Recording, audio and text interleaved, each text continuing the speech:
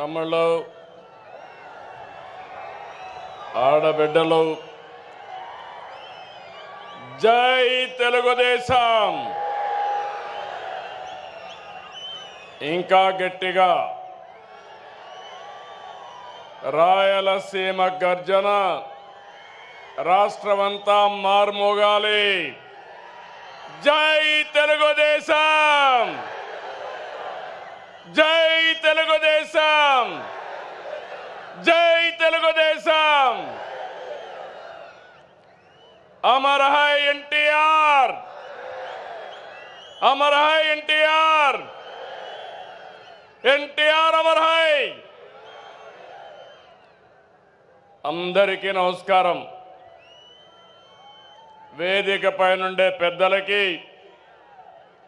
నా ముందర చూస్తే సముద్రం నెల్లూరు పక్కనుందనుకుంటే జన సముద్రంతో ఈరోజు కడప నిండిపోయింది.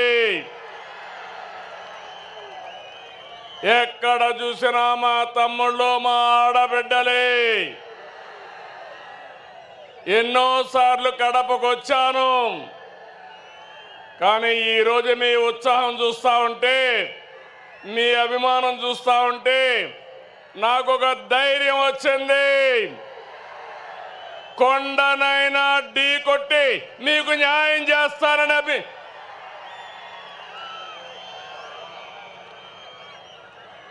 చాలా మీటింగులు పెట్టాం, మహానాడులు. ఈరోజు మహానాడు కడపలో చూస్తున్నా.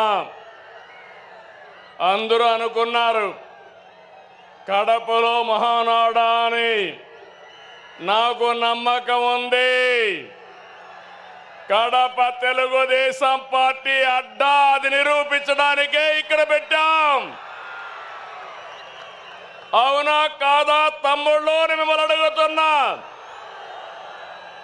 అవును అంటే గట్టిగా చెప్పండి, చప్పట్లు కొట్టండి, హర్షాన్ని తెలియజేయండి. రెండు చేతులు పైకెత్తి ఆమోదాన్ని తెలియజేయమని కోరుతున్నా. ఒక్కోసారి జీవితాల్లో కొన్ని సంఘటనలు జరుగుతాయి. ఈరోజు కడప సంఘటన చూసిన తర్వాత మీరందరూ కూడా మంచి చేస్తే శాశ్వతంగా అండగా ఉంటారని మరొక్కసారి నిరూపించారు. 2 రోజుల మహానాడు జాతర. నేను చాలా మహానాడులు చూశాను. కార్యకర్తలు కూడా ఒక రకంగా వచ్చేవారు, కానీ ఈసారి మాత్రం ప్రతి క్షణం అనుక్షణం చాలా శ్రద్ధగా కూర్చున్నారు. బ్రహ్మాండంగా జయప్రదం చేశారు. ఈరోజు ఉదయం నేను చూస్తున్నా, అన్ని దారులు కడప వైపే. కడప దిగ్బంధం అయిపోయింది. ఈ గ్రౌండ్ చూస్తే తెల్లవారితోనే ఫుల్ అయిపోయింది. ఈరోజు ఎప్పుడు కూడా మన మీటింగులు టైం కంటే ఒక అర్ధ గంట ఆలస్యంగా జరిగేది, కానీ ఈసారి మాత్రం టైం కంటే 3 గంటల ముందే మన మీటింగ్ ప్రారంభమైంది. ఏం తమ్ముళ్ళు, మీ రుణం తీర్చుకోవాలి.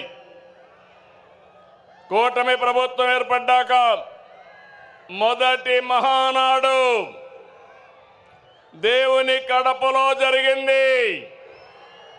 రెస్పాన్స్ అదిరింది, సూపర్ హిట్ అయింది. ఇక్కడ ఒక విషయం మీకు చెప్పాలి. గత ఏడాది 2వ తేదీ ప్రజాగళం ఎన్నికల సభలో కడపకొచ్చాను. ఆ రోజు ఒక మాట చెప్పాను, కడప రాజకీయం మారుతోంది, కడప గడపలో మార్పు స్పష్టంగా కనిపిస్తుందని ఆ రోజు చెప్పాను. అది మీరు చూస్తే అహంకారంతో విర్రవీగే వారికి ఎన్నికల్లో కడప జిల్లా ప్రజలు అద్భుత చైతన్యంతో తీర్పు చెప్పారు. ఈ ఎన్నికల్లో ఒక కడపే కాదు, రాష్ట్రం ప్రతి ప్రాంతం అద్భుతమైన విజయాన్ని సాధించాం. ఉమ్మడి కడపలో 10కి 7 గెలిచాం. తమ్ముళ్ళు ఇప్పుడు నుంచి కష్టపడితే 2029లో 10కి 10 సిద్ధమా అని అడుగుతున్నా. మిమ్మల్ని సిద్ధమా తమ్ముళ్ళు అని అడుగుతున్నా. ఆడబిడ్డలు సిద్ధమా అని అడుగుతున్నా.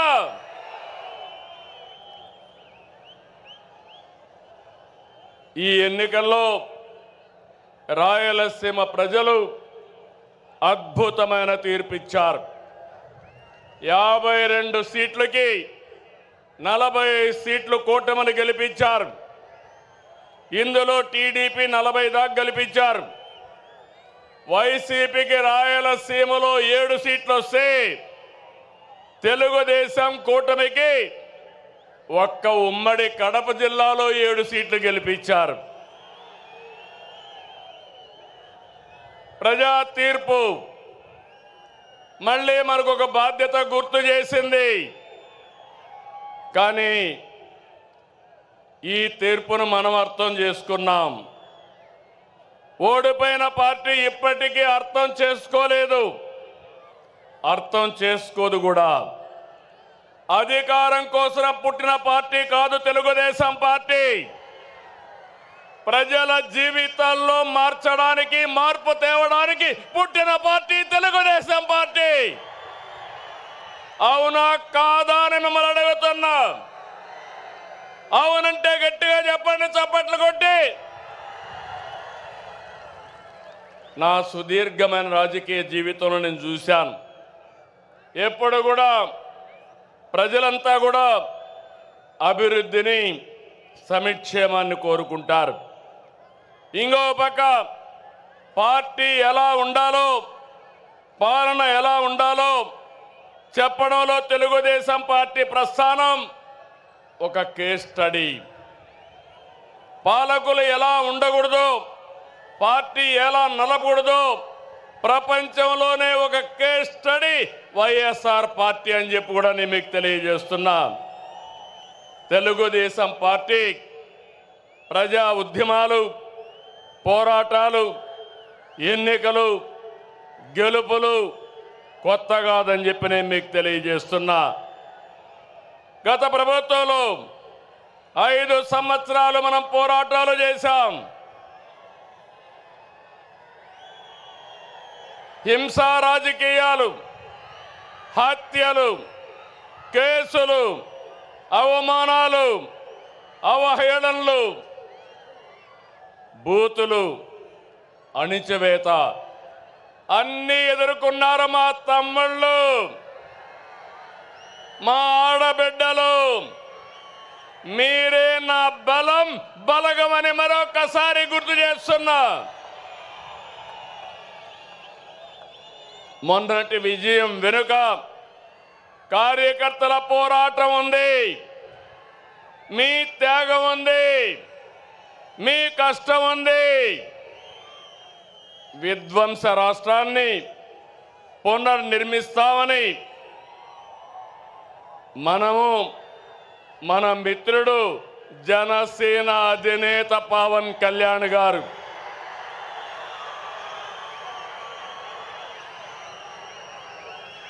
అదే మరిగా నరేంద్ర మోడీ గారి నాయకత్వంలో ఉన్న బీజేపీ ముగ్గురు కలిసాం, కూటమి ఏర్పాటు చేశాం.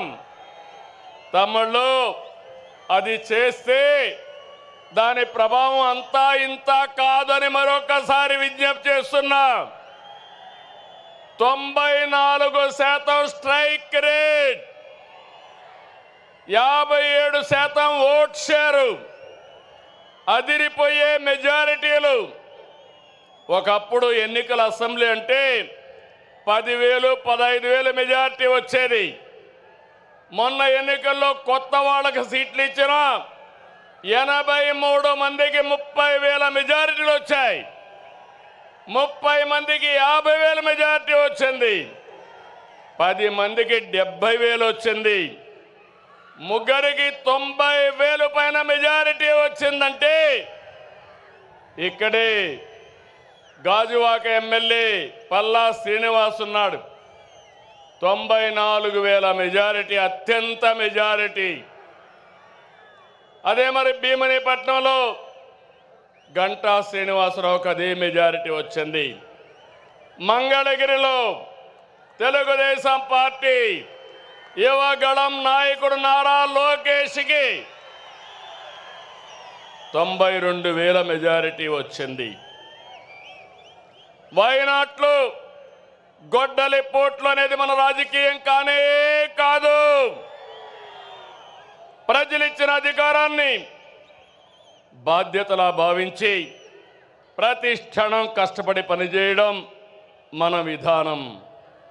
ఏడాదిగా అదే చేస్తున్నాం.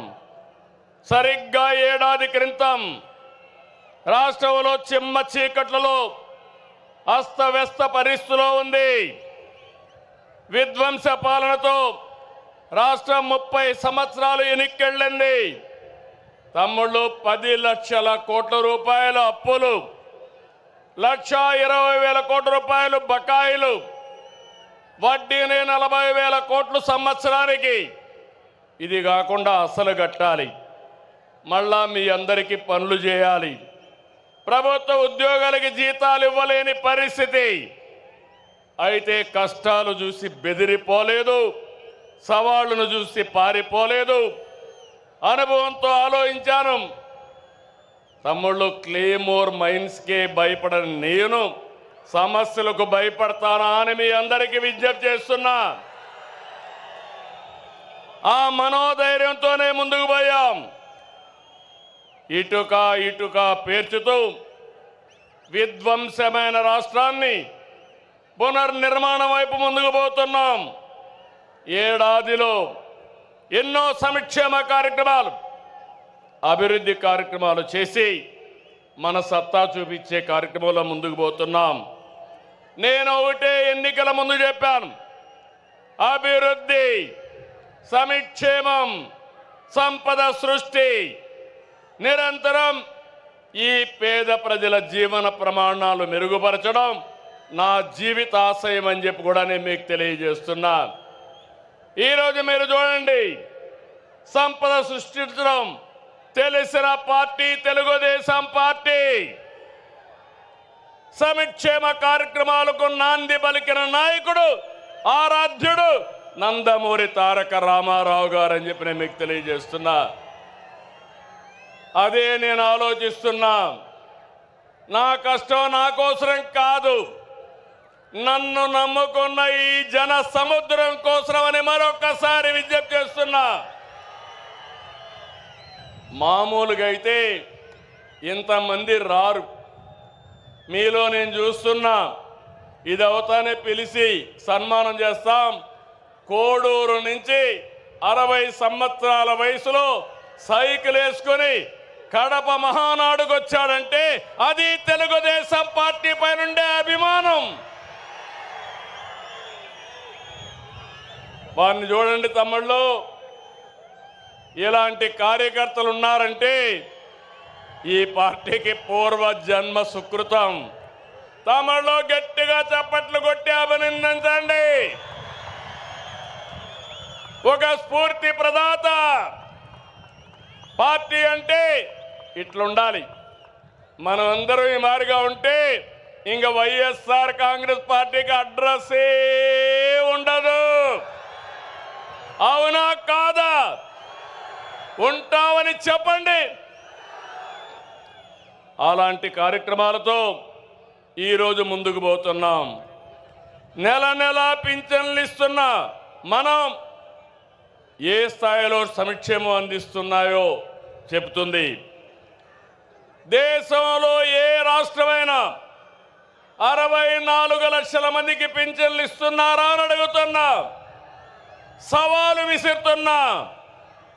ఏడాదికి 33,000 కోట్లు ఒక్క పింఛన్కే సంక్షేమ కార్యక్రమాలు ఇస్తున్నాం. ఇది ఒక్క మన ప్రభుత్వానికే సాధ్యమైంది.